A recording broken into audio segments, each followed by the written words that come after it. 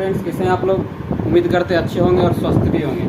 आज हम लोग एक टॉपिक डिस्कस करेंगे जो हमारे ब्लड से रिलेटेड है, प्लेटलेट्स। तो प्लेटलेट्स छोटा सा वीडियो बनेगा 10 से 15 मिनट का। एक एक चीज़ पढ़ेंगे, प्लेटलेट्स क्या होता है, कैसे हेल्प करता है ब्लड को क्लॉट करने में, और ये पाया कहाँ जाता है। तो चलिए वीडियो की स्टार्ट करते हैं। पहले से ही पीपीटी तैयार है ताकि वीडियो का ड्यूरेशन लंबा ना हो। इस पर हम एक एक पॉइंट को अच्छे से समझेंगे, फिर आगे बढ़ेंगे। चलिए स्टार्ट करते हैं। ब्लड प्लेटलेट्स, इसको थ्रोम्बोसाइट के नाम से भी जानते हैं। ब्लड प्लेटलेट्स का दूसरा नाम भी है थ्रोम्बोसाइट्स, या फिर बोल सकते हैं साइंटिफिक नाम क्या है, थ्रोम्बोसाइट्स। एक बात ध्यान रखेंगे, प्लेटलेट्स जो होते हैं वो ट्रू सेल्स नहीं होते हैं, वास्तव में सेल्स नहीं होते, वो फ्रेगमेंट होते हैं, टुकड़ा होते हैं, छोटे छोटे colourless fragment of blood cells होते हैं। ब्लड सेल के ही टुकड़े होते हैं, छोटे छोटे टुकड़े होते हैं, वो ट्रू सेल्स नहीं है। तो एक बात ध्यान रखेंगे, प्लेटलेट्स ट्रू सेल नहीं होते हैं, ये ब्लड सेल का फ्रेगमेंट होते हैं, टुकड़ा होते हैं। ठीक है। इसके बाद प्लेटलेट्स होते कितने हैं नंबर्स में, तो लगभग 1.5 से 3.5 लाख पर मिलीमीटर क्यूब ऑफ ब्लड, यानी 1 मिलीमीटर ब्लड के अंदर यदि देखा जाए प्लेटलेट संख्या लगभग 1.5 से 3.5 लाख के बीच में होता है। ये पर्सन वेरिड भी करता है, किसी किसी में कमी भी होता है, किसी किसी में अच्छे से भी रहता है। तो जब प्लेटलेट की कमी होता है कुछ बीमारियां होती है, उसको भी आगे डिस्कस करेंगे। सबसे पहले इसके बाद आपने देखिए यहाँ क्या लिखा हुआ है, ये जो होता है these are formed from the fragment of megakaryocytes. Megakaryocytes एक प्रोसेस है जो ब्लड सेल को ब्रेक डाउन करके फ्रेगमेंट में कन्वर्ट करता है। अब सबसे पहले यहाँ एक बोन्स बना हुआ, इसमें देखते हैं ये जो प्लेटलेट्स है ना, ये रेड बोन मैरो का चित्र बना है, शॉर्ट में रिप्रेजेंट किए। रेड बोन मैरो कैसा दिखता है, इसके अंदर ये रेड ब्लड सेल्स है, ये स्टेम सेल्स है। और आप जानते होंगे स्टेम सेल जो होता है हमारे बॉडी का मल्टीपल टाइप ऑफ सेल में डिवाइड करता है, कन्वर्ट होता है, और स्टेम सेल से फॉर्म हुआ मेगाकैरियोसाइट से। ठीक है। फिर मेगाकैरियोसाइट फर्दर यहाँ पे स्ट्रक्चर बनाया, तो ये स्ट्रक्चर ही प्लेटलेट्स का निर्माण किया। ये ब्लड सेल से ही बना है, जो रेड बोन मेरो में ब्लड सेल से उससे ही बना है। ये प्लेटलेट्स फिर थ्रोम्बोप्लास्टिन बनाता है। फिर इनसाइड द प्लेटलेट्स के अंदर थ्रोम्बोप्लास्टिन भरा होता है, ये प्लेटलेट्स के अंदर ये भरा हुआ ये स्ट्रक्चर है, ये थ्रोम्बोप्लास्टिन है।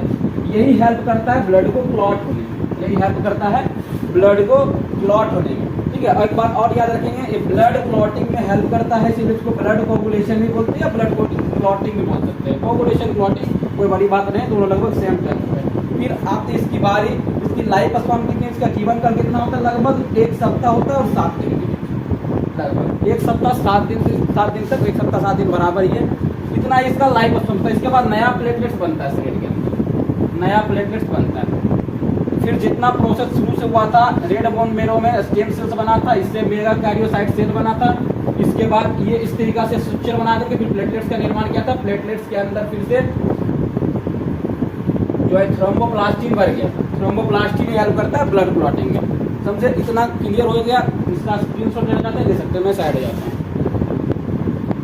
चलिए उम्मीद करते हैं स्क्रीनशॉट ले लिया। आगे बढ़ते हैं, ये ब्लड क्लॉटिंग में हेल्प कैसे करता है। ठीक है। ब्लड क्लॉटिंग टॉपिक ही लिए है, ब्लड क्लॉटिंग। प्लेटलेट्स ही ब्लड क्लॉटिंग में हेल्प करता है। प्लेटलेट्स किस में हेल्प करता है, ब्लड क्लॉटिंग में। एक पर्सन बनाया जिसका नाम कुछ रखे हैं, जिनको नाम रख दिए हैं। इसको मान लेते ये थोड़ी है, ठीक है, हैमर से इसको इंजर्ड कर दिए। तो इंजर्ड किए, इसका इंजरी हो गया, यहाँ पे घाव हो गया होगा, इंजरी हुआ तो कहीं कट गया होगा, इंजरी हुआ तो घाव भी होगा, कटा होगा, तो ब्लड का लॉस भी हो रहा है। ये जो दिखाया गया ये ब्लड सेल्स, ये क्या है, ब्लड, ये ब्लड का लॉस होता है।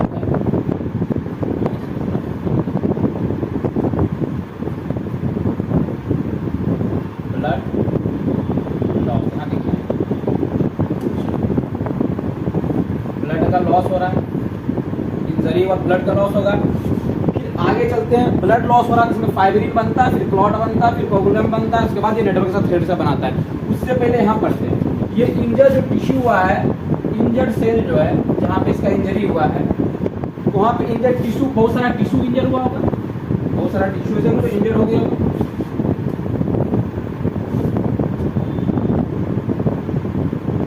हम लोग जानते हैं कि हमारा बॉडी का जो सेल है, बॉडी का जो पूरा स्ट्रक्चर है सेल से बना हुआ है, और कॉम्बिनेशन ऑफ सेल जब एक तरह का फंक्शन करता है उसको टिश्यू बोलते हैं। तो उसी तरह से मान चल रहा है, इसका कुछ टिश्यू यहाँ पे डैमेज हो गया होगा, इस वाले एरिया पे जहाँ इसको चोट लगा है। बेचारा उदास भी लग रहा है, क्योंकि चोट लग रहा है तो कोई खुश तो रहेगा नहीं, चोट लगा है उदास तो होना ही है।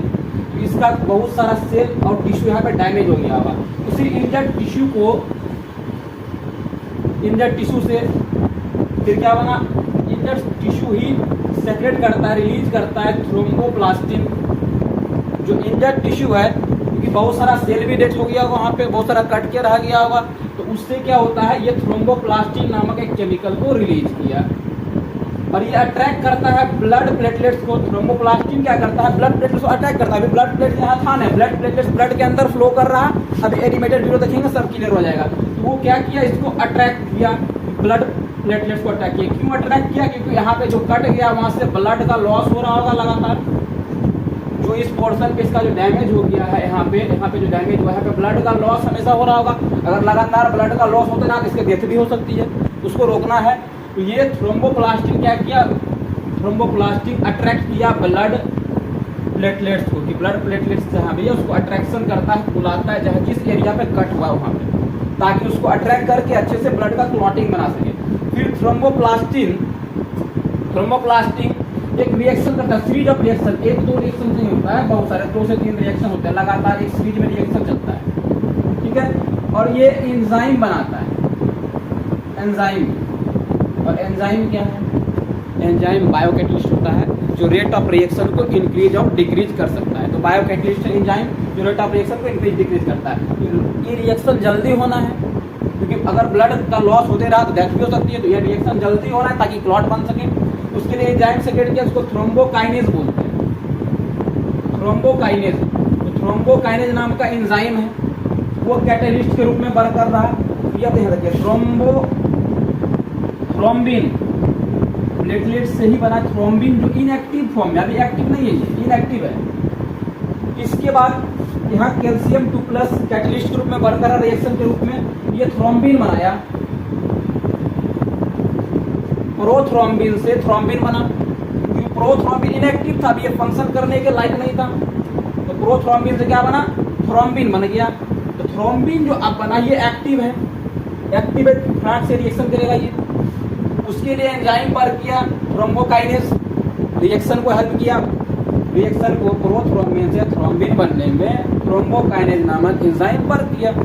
और थ्रोम्बोकाइनेज एंजाइम जो एक रिएक्शन से बनाया गया, जो थ्रोम्बोप्लास्टिन से ही आया था। और ये क्या किया, प्रोथ्रोम्बिन को थ्रोम्बिन में कन्वर्ट कर दिया, जो एक्टिव है। अब ये प्रोथ्रोम्बिन जो थ्रोम्बिन में कन्वर्ट हुआ एक्टिव फॉर्म में, ये फाइब्रिनोजिन बनाएगा, फाइब्रोजिन। इसमें भी कैल्शियम के क्रिस्टल वर्क कर रहा है। ये फाइब्रोजिन फिर फाइब्रिन बनाया, फाइब्रिन का फॉर्मेशन किया। ये जो क्लॉट जो है इसको कोगुलम बना, ये धागा से संरचना बनाता है, इसको नेटवर्क ऑफ फ्लूइड क्या बोलते हैं, इसी से ब्लड क्लॉटिंग में हेल्प होता है। तो पहले इसको जो आपको नोट करना है, मैं इसको एक स्लाइड बता देता हूँ।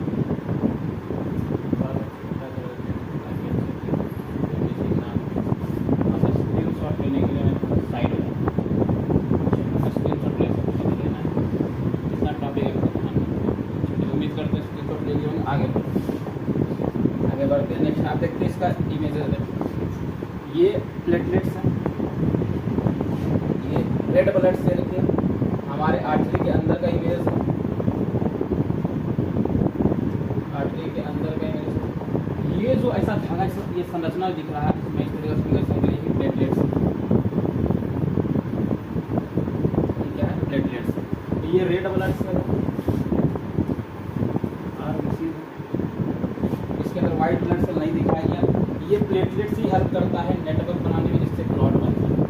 आगे देखते हैं मैंने उसमें इसमें देखो यहाँ पे अच्छे दिखाया गया, रेड ब्लड सेल ठीक है, नॉर्मल रेड ब्लड सेल है, व्हाइट ब्लड सेल भी इसमें है, फ्लो कर रहा है, इधर ब्लड फ्लो करता है तो तीनों एक साथ फ्लो करता है। ये प्लेटलेट्स है, ये जो जाला जैसा स्ट्रक्चर दिख रहा है फिंगर से निकला हुआ प्रोजेक्शन इसका, ये क्या है, प्लेटलेट्स है, और यही हेल्प करता है ब्लड को क्लॉट में। तो उम्मीद करते हैं कॉन्सेप्ट क्लियर हुआ। एक एलिमेंटेड वीडियो देखते हैं ताकि क्लियर हो सके कि ये ब्लड का क्लॉटिंग कैसे करता है। चलिए एक एलिमेंटेड वीडियो देखते हैं जिससे क्लियर हो सके ब्लड के क्लॉटिंग में।